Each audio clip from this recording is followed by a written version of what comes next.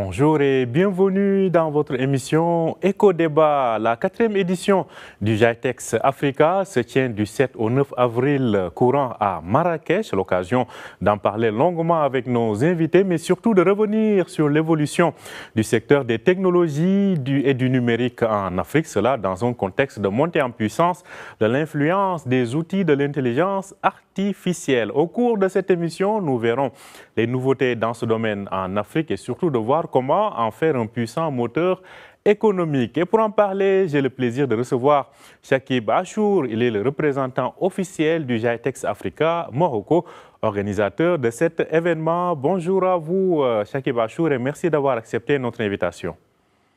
Bonjour et merci à vous de m'avoir invité à cette émission.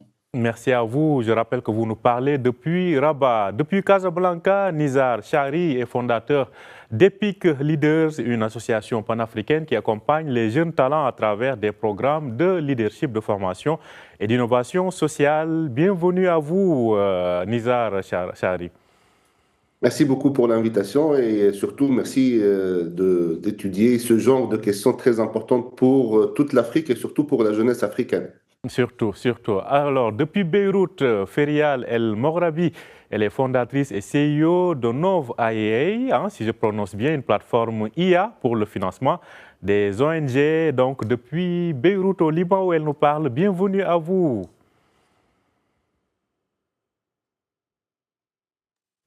Bonjour, merci beaucoup pour l'invitation et pour l'opportunité de parler comment l'IA peut aider le secteur de nos profits.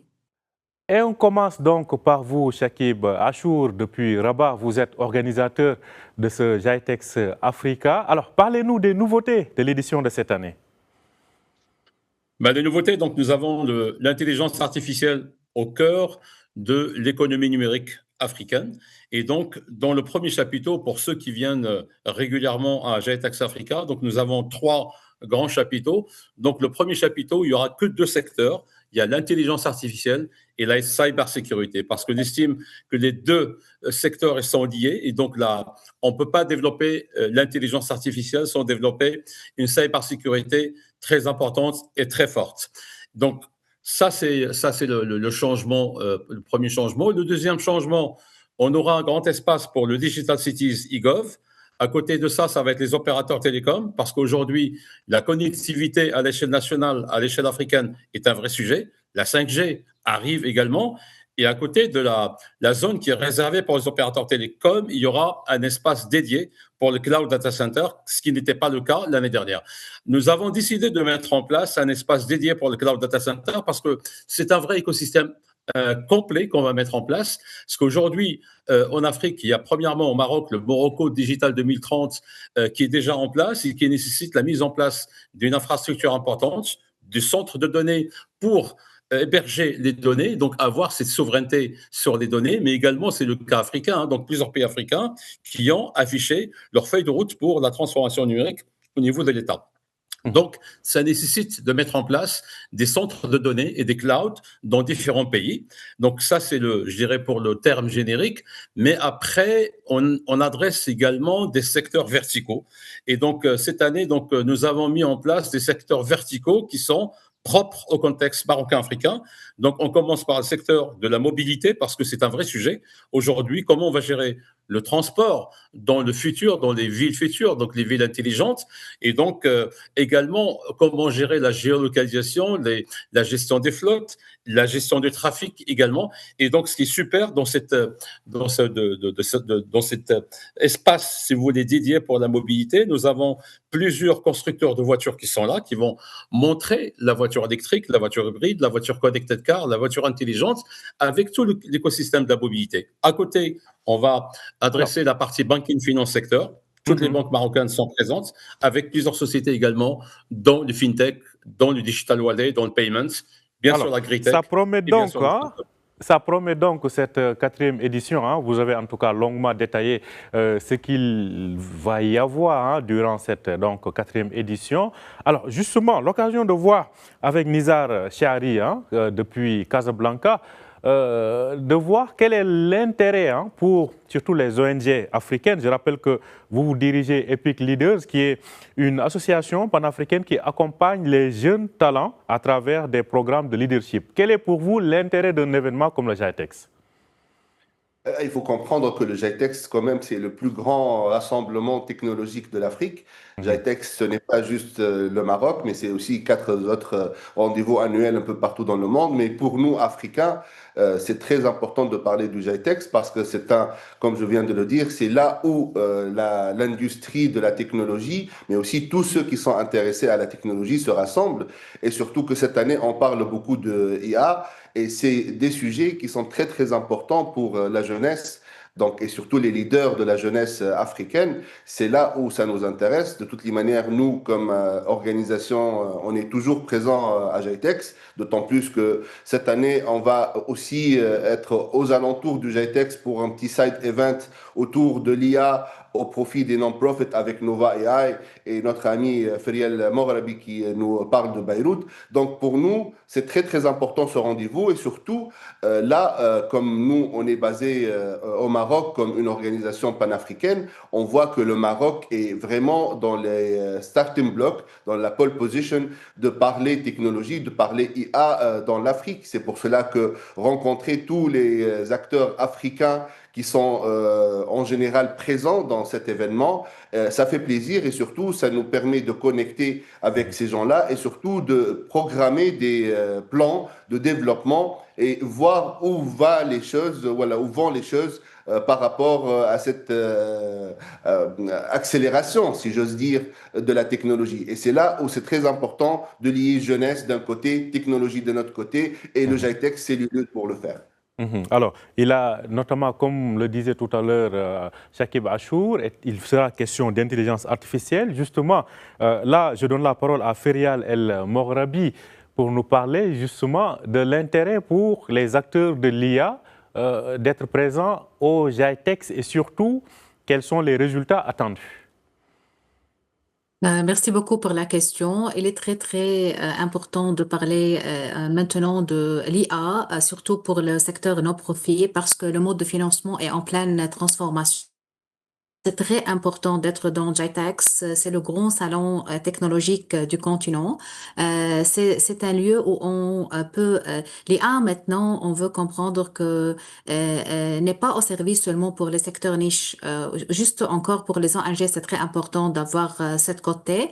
Le GITEX, c'est l'endroit où on peut rencontrer des partenaires technologiques, on peut découvrir des solutions adaptées aux ONG, on peut encore nouer des partenariats avec des entreprises qui ont des budgets RSE. Maintenant, il est très important de diversifier les ressources des ONG et les RSE sont une ressource de financement très important. Il est très important d'être dans des forums comme GITEX pour nouer ces partenariats.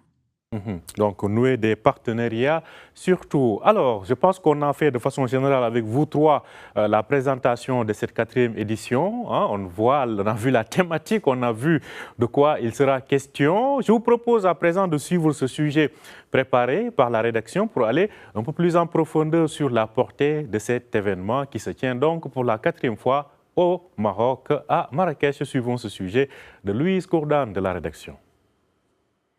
Innovation, investissement et transition numérique au cœur du programme du GITEX Africa, rendez-vous incontournable du digital en Afrique. Organisé sous l'égide du ministère marocain de la transition numérique, de l'Agence de développement du digital et de Kaoun International, l'événement réunit des décideurs publics et des acteurs privés autour des grands enjeux du digital. Pour la ministre déléguée de la transition numérique, Amal El Fallah Serrouchni, le GITEX dépasse désormais le cadre d'un simple salon et s'affirme comme une véritable plateforme stratégique mondiale. 130 pays, 400 investisseurs internationaux et 1450 startups sont attendus lors de ce salon. Principale cible du GITEX, les PME qui représentent 90% du tissu économique africain et sont principalement concernées par la croissance technologique du continent. Le GITEX, c'est un programme dense qui aborde des questions autour de l'industrie, des fintech, de la logistique, de la santé et de l'intelligence artificielle. La cybersécurité est aussi un thème incontournable dans un contexte marqué par l'émergence de nouvelles formes de criminalité numérique. Le sommet entend accompagner les gouvernements et entreprises africaines dans le renforcement de leur système de sécurité. À l'heure de la désinformation et des deepfakes, l'intelligence artificielle est aussi un sujet important. Le sommet permet de discuter des usages offensifs et défensifs de cette nouvelle technologie. Par ailleurs, au moment où la transformation numérique s'accélère, l'enjeu est clair, permettre aux entreprises de passer une étape dans la digitalisation dans le but de répondre aux défis d'une économie mondiale de plus en plus compétitive. Le GITEX Africa, plus qu'un simple salon, est devenu en 4 éditions un instrument de gouvernance et d'action pour permettre à l'Afrique de promouvoir ses innovations et de développer sa souveraineté numérique. Donc, parler de souveraineté numérique pour le continent. Alors, Chakib Achour, justement, depuis le début de l'organisation de cet événement, quelles sont les retombées en termes de souveraineté numérique, justement, pour le continent? Les retombées sont, premièrement, ce sont des startups qui sont connectées donc, avec des investisseurs pendant 3 jours. Et donc, ces retombées, c'est des startups qui sont pendant 3 jours, donc ils pitchent leurs solutions, ils présentent leurs solutions aux startups, et le but, c'est pour le lever des fonds et donc pour développer l'économie numérique. Donc aujourd'hui, nous avons déjà plusieurs startups qui ont fait des levées de fonds pendant le GITEX Africa, également des startups qui ont développé des opportunités business pendant le GITEX Africa. Encore plus que ça, c'est qu'aujourd'hui, le GITEX Africa, c'est une plateforme qui connecte le privé, le public et les investisseurs. Nous avons sur place plus de 1450 exposants. Le but pour nous, c'est que les 1450 exposants qui sont là, qu'ils soient satisfaits et contents. Et donc, qu'est-ce qu'on fait pour qu'ils soient contents? Donc, on répond aux attentes des exposants. Le but, c'est quoi? C'est effectivement, c'est de les mettre en contact avec l'écosystème des acheteurs. Le but, c'est qu'un exposant qui vient, donc, il doit avoir un rendement sur l'investissement et donc, il doit développer des opportunités business au Maroc et en Afrique. Et là, ça c'est notre rôle. Notre rôle, c'est de connecter ces sociétés, ces groupes internationaux qui viennent ici au Maroc, en Afrique. On les connecte avec l'écosystème marocain, l'écosystème africain, pour l'investissement, mais également pour le développement de business. Aujourd'hui, GITEX Africa est à la 4e édition, donc il s'est installé d'une manière aujourd'hui normale et durable, puisque aujourd'hui, ce qu'on voit, l'écosystème marocain et africain, il connaît maintenant très très bien GITEX Africa. Donc aujourd'hui, on fait un bond en avant, puisque nous avons mis un gros focus sur l'intelligence artificielle et surtout sur les centres de données, sur le cloud, sur le data center, tout en adressant les verticaux. Et ce qui est important aujourd'hui, c'est qu'on voit de plus en plus des groupes internationaux qui ne sont jamais venus en Afrique et au Maroc et qui viennent à travers GITEX Africa et qui investissent. Et je vous annonce que dès maintenant, pour l'édition de GITEX Africa 2026, donc on s'attend à plusieurs annonces positives entre le public, le privé et surtout des groupes qui vont annoncer des investissements, des partenariats qui vont être signés. Donc, il faut rester connecté avec nous.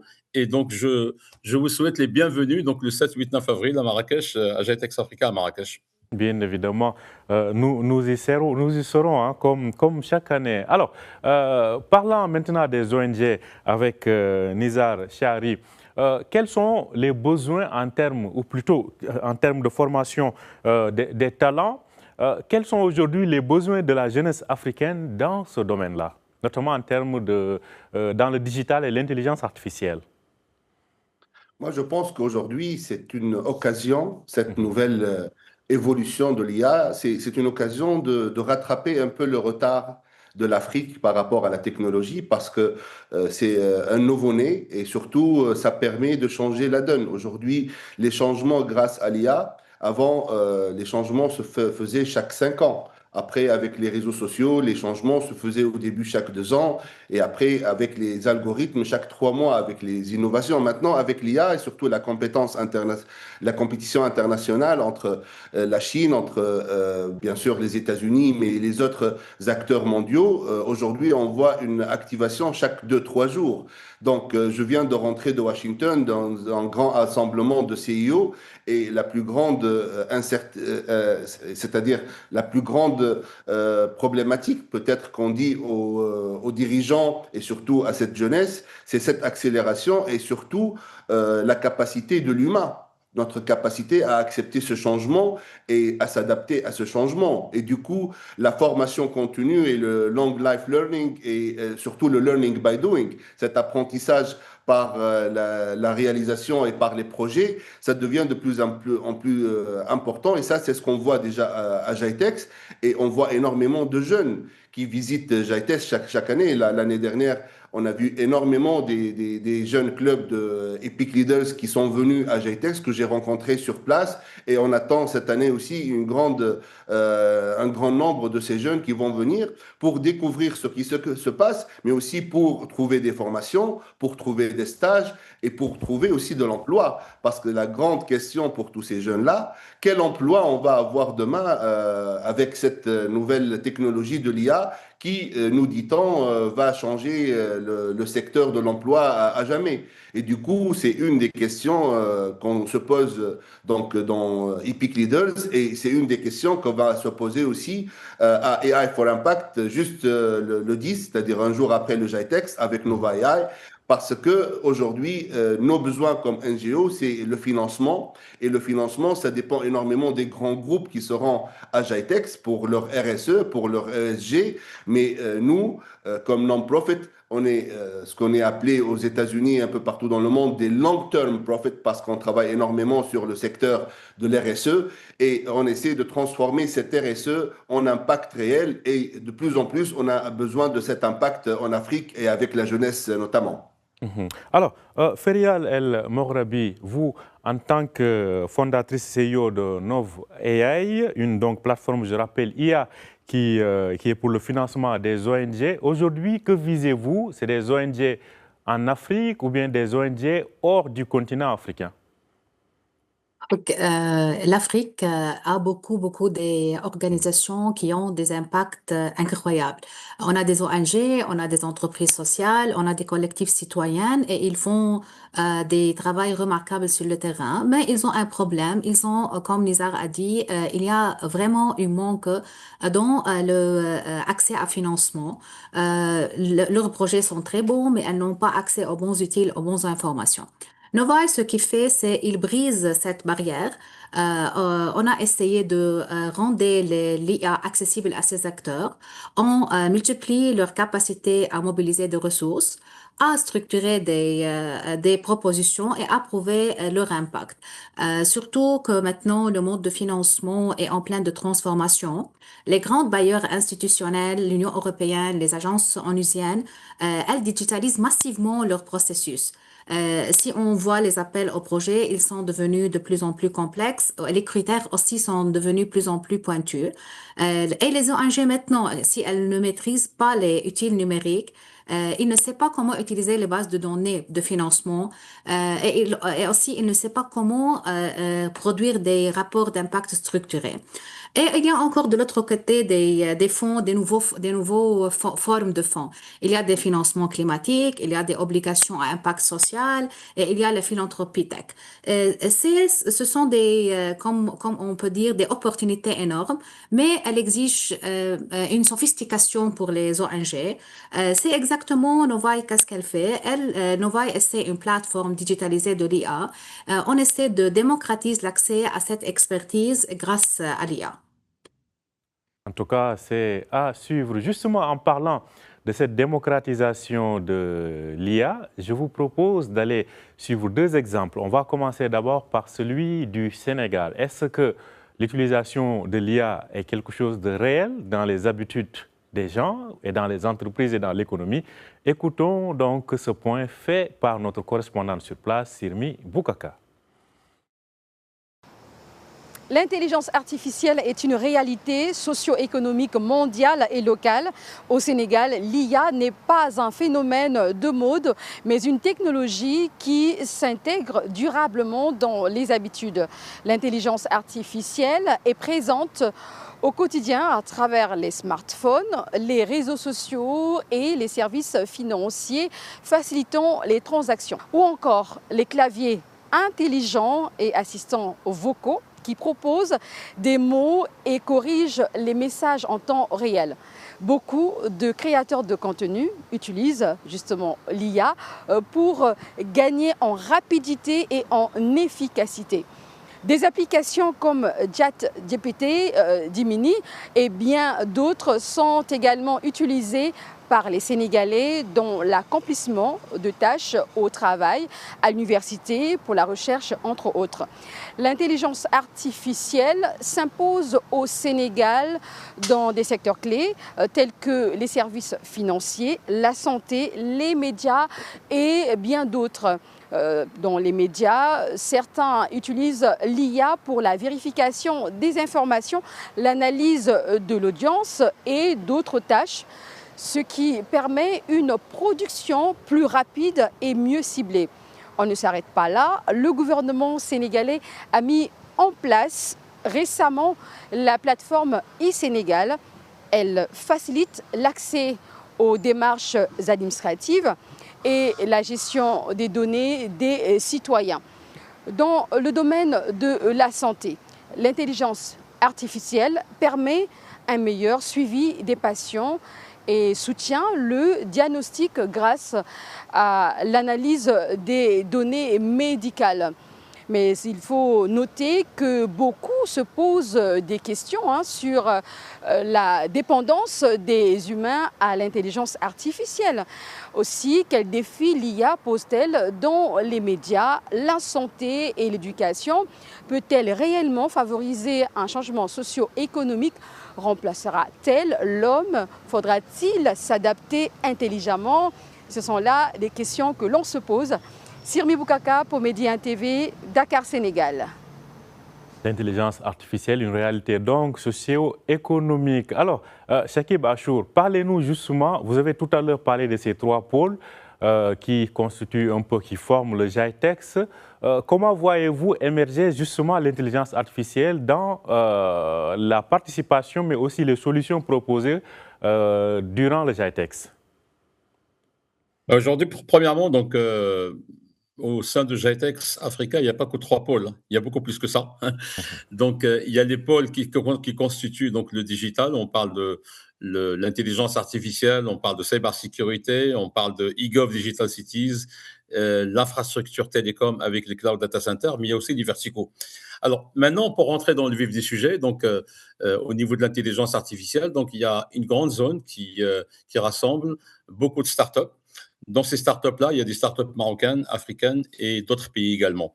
Je rappelle que cette année, donc la nouveauté déjà premièrement, c'est que le ministère de la Transition numérique et de la réforme de l'administration a mis en place un programme de Morocco 300. Donc c'est la sélection de 300 startups marocaines suivant des critères bien précis et ils sont subventionnés par le ministère en partenariat avec l'Agence de développement digital.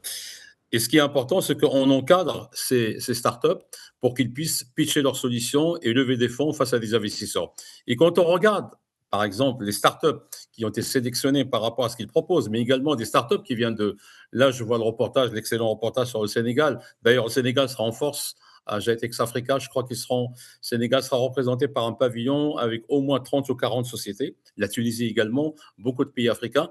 Et donc, on voit donc ces startups par rapport à ces solutions, donc les solutions qu'ils proposent, ce sont des solutions sur des secteurs variés, mais l'intelligence est au cœur de leurs solutions, que ce soit dans l'agritech, que ce soit dans le green energy, que ce soit purement dans la partie purement intelligence artificielle ou autre chose, c'est toujours autour de l'intelligence artificielle. Et donc, pour titre exemple, tout à l'heure, la question qui m'a été posée par rapport aux retombées économiques, les sociétés qui ont levé des fonds, ce sont des sociétés qui ont utilisé l'intelligence artificielle au cœur de leurs solutions. Donc aujourd'hui, l'intelligence artificielle est au cœur de l'innovation, elle est au cœur de toutes les solutions qu'on développe au niveau des use cases, que ce soit pour les villes intelligentes, que ce soit pour le green energy, parce qu'aujourd'hui même, pour une gestion de green energy, ou ce qu'on appelle aujourd'hui des centres de données également, on parle des centres de données intelligents, mais également green,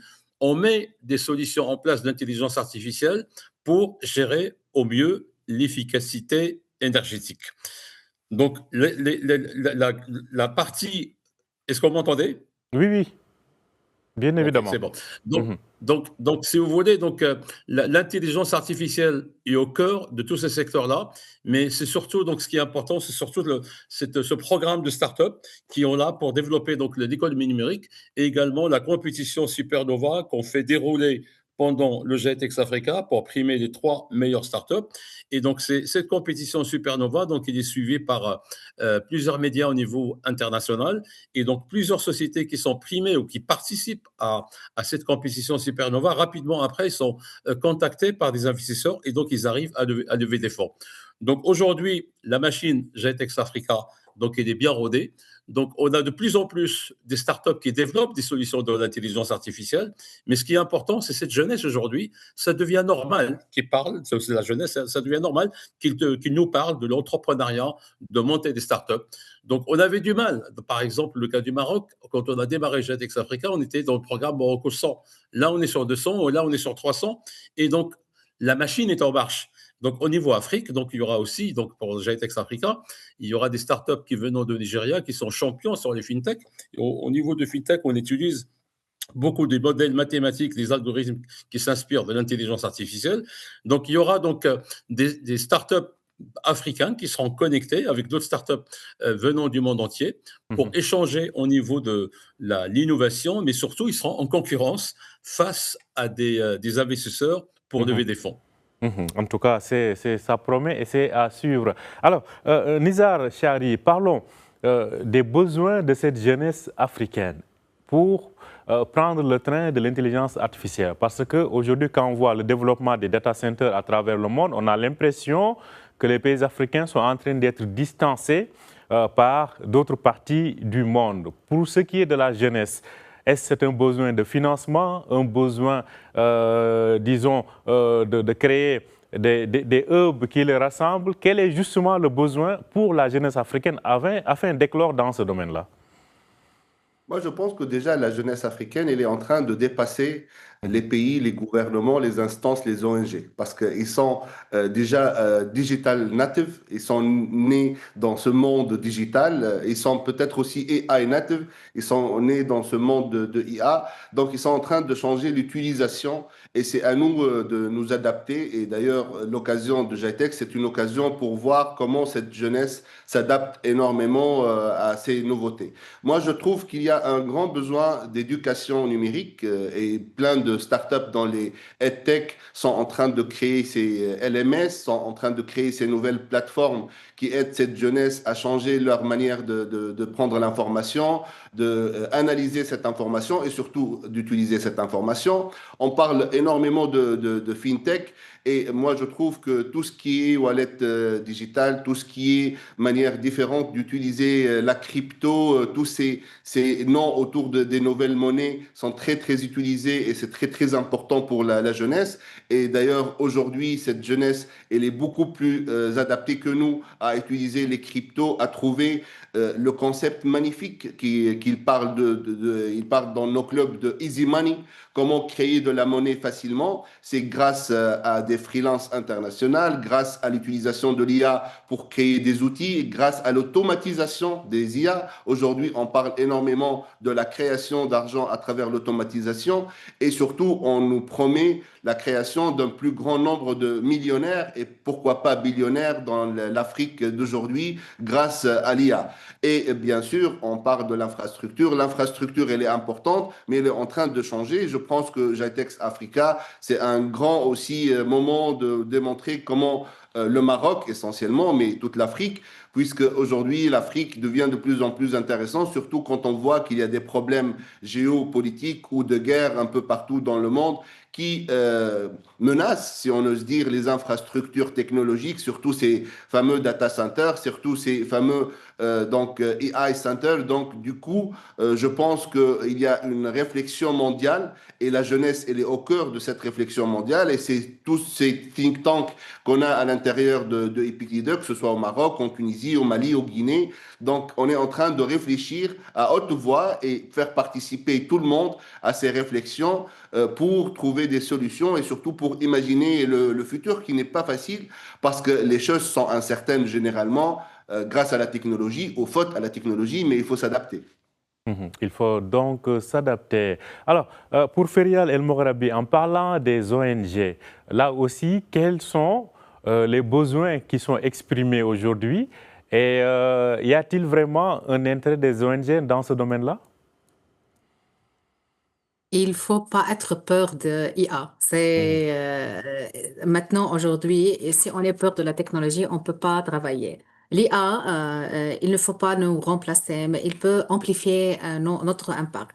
Les ONG avec l'IA peuvent aller plus vite, peut être plus stratégique et peut accéder à des opportunités internationales. Chez nous, à Novaï, nous pensons spécifiquement aux ONG et aux entreprises sociales. Les organisations, les ONG, les entreprises sociales et ceux qui travaillent et toutes les personnes qui travaillent dans des organisations qui ont des impacts sociaux, ils passent beaucoup d'énergie pour chercher des financements, pour rédiger des propositions et certains ONG n'ont pas de ressources nécessaires et l'expertise nécessaire. Grâce à des plateformes comme Novaï, on a essayé d'automatiser une grande partie du travail. Les ONG ont besoin d'identifier les opportunités de financement, surtout dans ce monde qui est très vite et qui est très incertain. Ils ont besoin aussi de faire l'analyse entre l'adéquation entre leur projet et le bailleur de fonds. Et ils ont encore besoin de support, d'appui à la rédaction des propositions. On sait que le secteur des ONG, c'est un secteur de milliards de dollars de flux, mais il est jusqu'à maintenant sous-servi par la tech. Des salons comme GITEX où on peut faire des partenariats, où on peut voir plusieurs organisations. C'est très important pour les ONG d'être dans des salons comme des GITEX pour faire ça et pour être plus à l'aise avec la technologie et comment on peut utiliser cette technologie. En tout cas, c'est quelque chose d'intéressant. Je vous propose à présent, à l'instar de l'exemple du Sénégal tout à l'heure, d'aller en Côte d'Ivoire pour voir là aussi comment évolue l'usage des technologies, mais surtout de l'intelligence artificielle dans les habitudes du quotidien. Suivons cette correspondance de Zainab Dosso depuis Abidjan.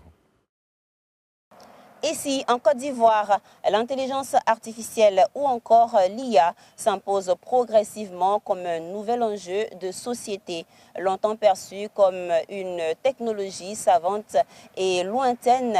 Elle s'invite désormais dans plusieurs secteurs clés de la vie de tous les jours, de l'administration et gouvernement aux services financiers web, en passant par la santé et les médias. Sur le plan purement économique, certaines entreprises ivoiriennes intègrent déjà des outils d'automatisation et d'analyse de données pour justement améliorer leur productivité et affiner leur stratégie.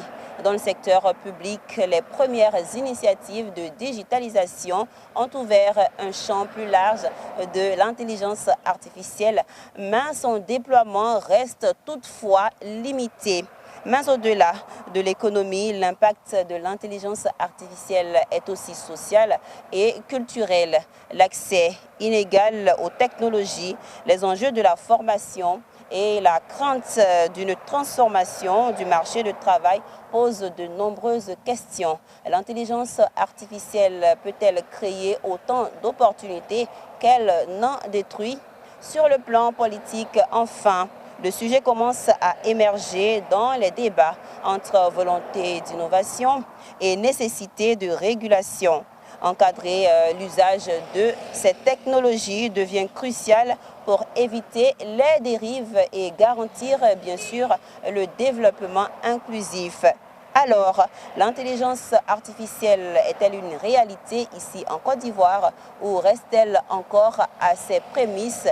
Une chose est sûre, le pays est à l'aube d'un tournant numérique majeur. Zeynab Dosso pour Média 1 TV, Abidjan, Côte d'Ivoire. Alors, on a suivi ensemble donc ce tour du côté d'Abidjan en Côte d'Ivoire pour voir un peu comment l'intelligence artificielle se généralise dans les usages du quotidien. Alors, je repars à Rabat retrouver Chakib Achour.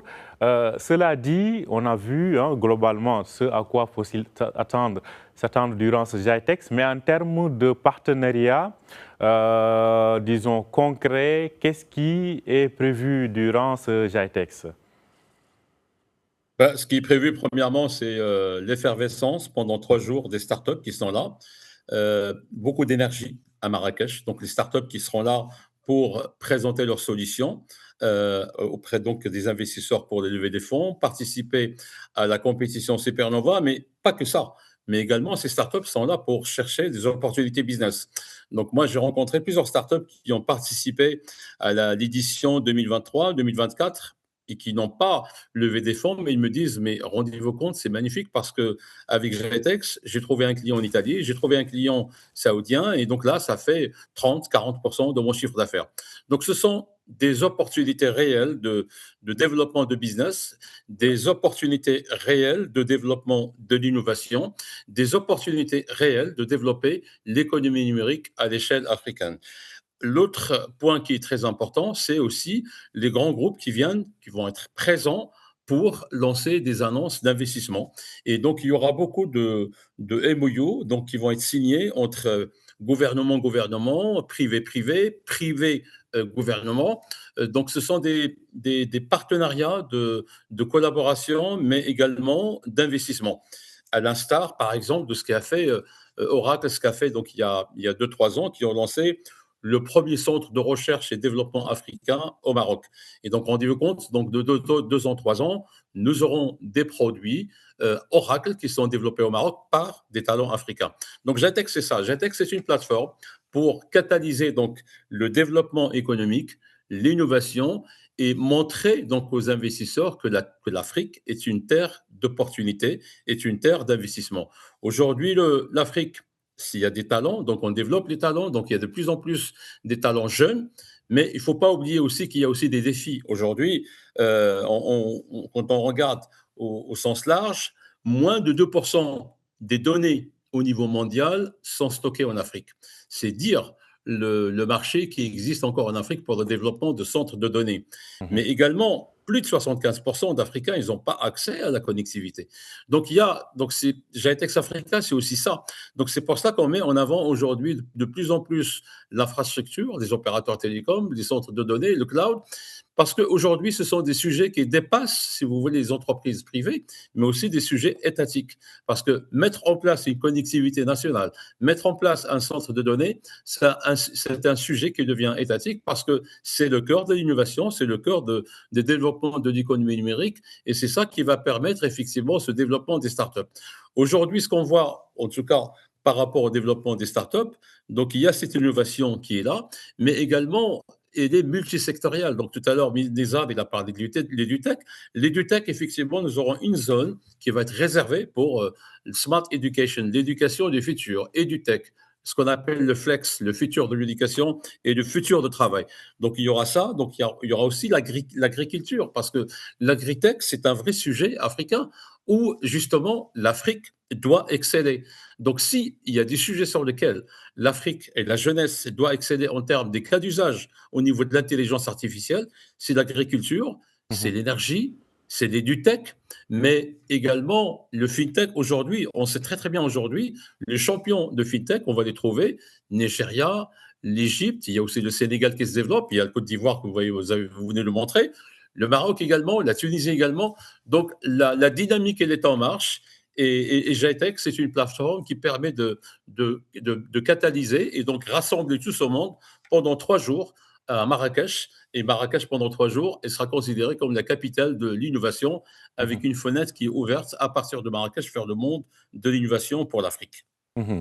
En tout cas, vous avez évoqué ces secteurs importants que la jeunesse africaine doit couvrir. Justement, j'en profite pour poser la question à Nizar Chari, qui accompagne, je le rappelle, les jeunes talents africains. Quels sont aujourd'hui justement ces secteurs qui intéressent l'innovation de la jeunesse africaine?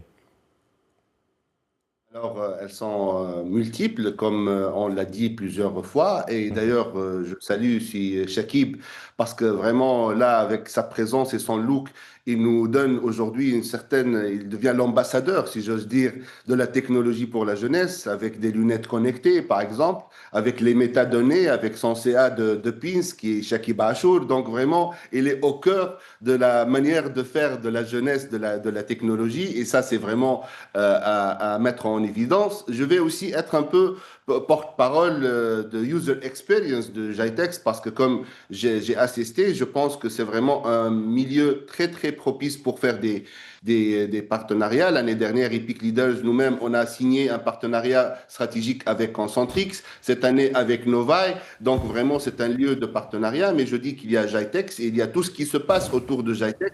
C'est plein de side events qui se font, qui sont officiels, non officiels, c'est des ambassades qui font des rencontres, c'est des startups qui font des after-work ou des soirées, c'est des lieux de rencontres qui se font à l'extérieur et surtout Marrakech, elle vit pendant une semaine ou plus grâce à Jitex et transforme la ville vraiment en le cœur battant de l'Afrique, de la technologie. Et ça, c'est très, très intéressant. Moi, j'aimerais bien souligner la technologie au service de divertissement, par exemple, qui est un besoin très, très important de la jeunesse. La jeunesse utilise énormément les jeux vidéo, tout ce qui est gaming, et ça, c'est très, très important, et on le voit à Jitex. Et depuis 3 ans, on parle des donjous, qui est la nouvelle manière de faire du cinéma à la verticale, comme les écrans de mobile. Et ça, c'est une technologie, une manière de faire du cinéma qui vient de Chine, qui vient grâce à la maison mère de TikTok. Et là, ça devient vraiment un secteur mondial avec entre 8 et 10 milliards de dollars de chiffre d'affaires. Et là, par exemple, on aimerait bien voir des startups donc africaines qui travaillent sur les donjous, sur cette nouvelle manière verticale de créer du contenu, et ça devient de plus en plus important.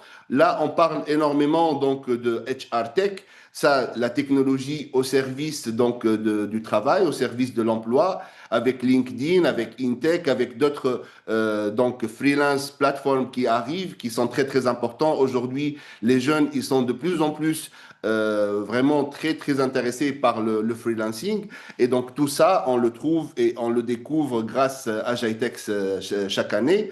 Mais nous spécialement, on se dit que l'intelligence artificielle, la technologie, elle est très très importante pour nous, pour permettre à cette jeunesse africaine d'aller plus vite. Aller plus vite, pourquoi? Parce qu'aujourd'hui, c'est vraiment un moment de changement. L'année 2026, c'est l'année de toutes les possibilités, l'année de tous les changements. Et on croit vraiment que Jitex, ce moment de l'année, sera un moment très, très important pour aller plus vite et pour donner des ailes à la jeunesse africaine. Donner des ailes à la jeunesse africaine et certainement aussi aux ONG, n'est-ce pas, Ferial El Moghrabi? Parlons du financement des ONG dans le domaine de l'intelligence artificielle. Est-ce quelque chose de facile? Est-ce quelque chose qui parvient à se concrétiser facilement? L'IA change le travail dans tous les secteurs et surtout dans le secteur de nos profits. Mais les ONG, ils vont travailler comment on peut bénéficier le plus de l'IA. L'IA, elle permet de gagner le temps, d'améliorer la qualité des propositions. Elle est dans notre task quotidienne. Et il peut encore aider nous à mieux analyser les opportunités parce que maintenant les opportunités sont très complexes avec l'IA et les bailleurs de fonds. Aussi, il nous permet de prendre les décisions plus stratégiques plus vite. Et ici, on parle tout le temps et on revient sur ce point, comment démocratiser l'accès aux ressources. Et maintenant, avec l'IA, c'est très important de noter que c'est pas seulement les grandes organisations pouvaient se mettre des équipes spécialisées, mais aussi les petites organisations, elles peuvent avoir accès aux outils très puissants. Et comme Nizar a dit, il y a beaucoup des événements à côté de GITEX et nous avons le plaisir à Novaï de participer en tant que Tech Guest Star à l'événement AI for Impact 2026 à Casablanca organisé par Epic Leaders. Cet événement il veut réunira un écosystème très riche, les ONG, les institutions publiques, les entreprises technologiques et les bailleurs de fonds et les experts. L'objectif toujours, lorsqu'on parle par les ONG, comment on peut mettre en lumière les applications concrètes de l'intelligence artificielle, parce que l'intelligence artificielle peut être un peu compliquée ou elle veut beaucoup d'infrastructures. Alors notre objectif, c'est de mettre en lumière les applications concrètes de cette IA dans le secteur de nos profits et comment créer des passerelles entre innovation technologique et entre impact social. Et on va présenter Novaï comme une solution opérationnelle qui permet aux organisations, les petits et les grands, d'accéder plus facilement au financement grâce à l'IA.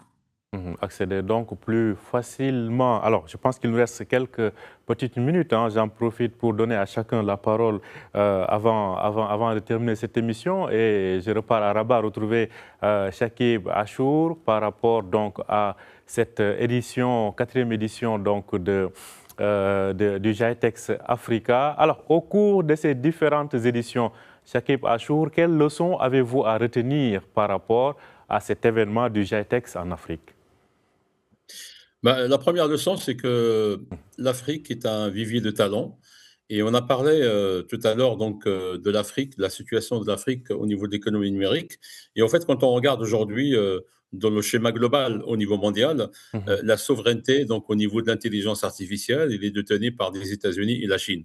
Donc l'Europe travaille sur l'IA, donc ils ont plus de moyens que l'Afrique, mais l'Afrique n'a pas beaucoup de retard.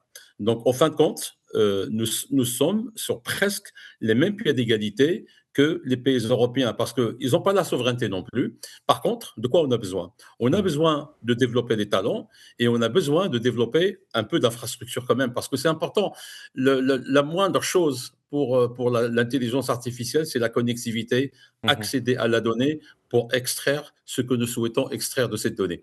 Et donc aujourd'hui, l'Afrique a tout à gagner de travailler sur des cas d'usage qu'on maîtrisons aujourd'hui. Donc déjà, approcher le service du gouvernement de e-gov aux différentes couches de population qui ne parlent pas la langue officielle, qui parlent différents dialectes, travailler sur des cas d'usage pour la gestion de trafic, la ville intelligente, pour la gestion de l'eau, pour l'agriculture, pour l'énergie verte. Donc voilà, je pense que les défis sur lesquels, donc les sujets sur lesquels l'Afrique doit travailler, également sur le finance, du fait qu'on n'a pas un taux de bancarisation très important dans un certain nombre de pays, donc ceci nous a emmené à développer donc des solutions sur le paiement, sur le digital wallet.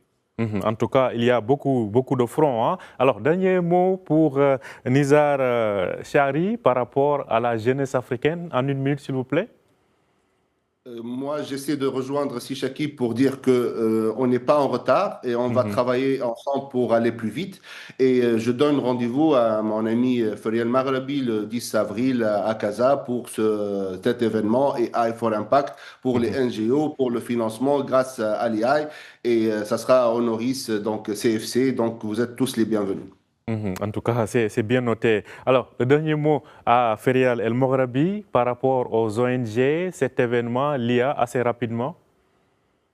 Face à cette instabilité, la diversification des ressources de financement n'est pas une option. Et je vous m'adresser directement à toutes les personnes qui nous regardent.